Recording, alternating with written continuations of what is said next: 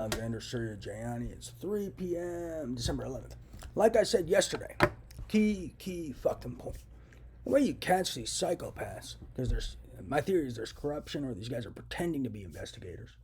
But if there are real investigators and law enforcement, should reveal corruption, especially if they're gambling and involved in RICO. Because if you're gambling and involved in RICO, that means you're corrupt. One. Two, whoever's investigating this, like I said yesterday in some emails, their investigative behavioral patterns are revealing. They could be revealing. You know, for instance, there are kids claiming to be my financial advisor or representative. Okay. So why didn't someone come ask me this? Hey, this guy, person X, said, hey, he's your financial representative. Not one person came and asked me this in person. I would have been like, no, that's not true. What's his name? And he'd be like, oh, he's so-and-so, and we gave him X amount of dollars or whatever of yours. And I'd be like, oh, really? I'm going to sue his ass. And this would have been nipped in the bud, day one. Or, another investigative behavioral pattern, they'd be like, oh, it came from his parents' modem. And then you'd be like, well, let's see the network forensics data analysis or some sort of investigative analysis to support these claims. And they'd be like, we don't have them. And they'd be like, oh, well, we'll do them for you. And then you do them, and you're like, well, turns out it really didn't come from his parents' modem. So why are you always saying that? And then you would have caught those lying motherfuckers.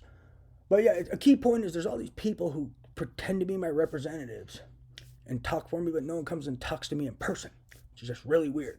Like, they claim there's money that's mine that I never knew about, and then there's people who pretend to be my representatives, and not one person has asked me this.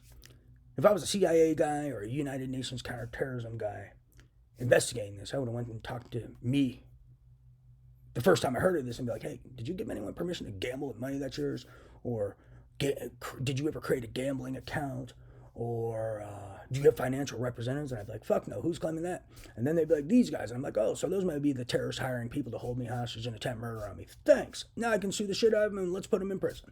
And then this whole little shebang would have been like, done.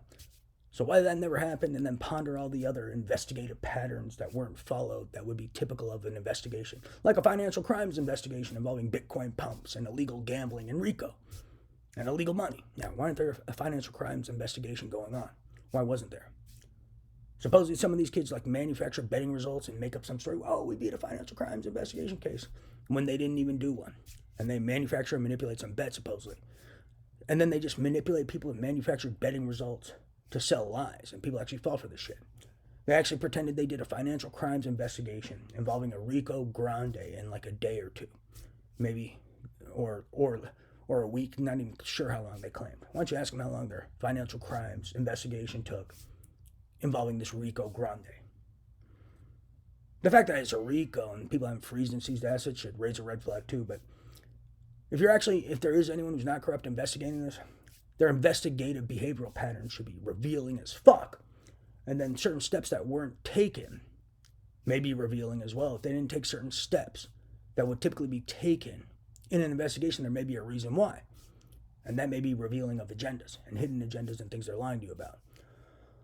It also may be revealing of their involvement in highly illegal shit. So look into the investigative steps people didn't take that people normally would have, and then you can draw all sorts of information from that, from what they're covering up or reasons why they're not taking certain investigative steps.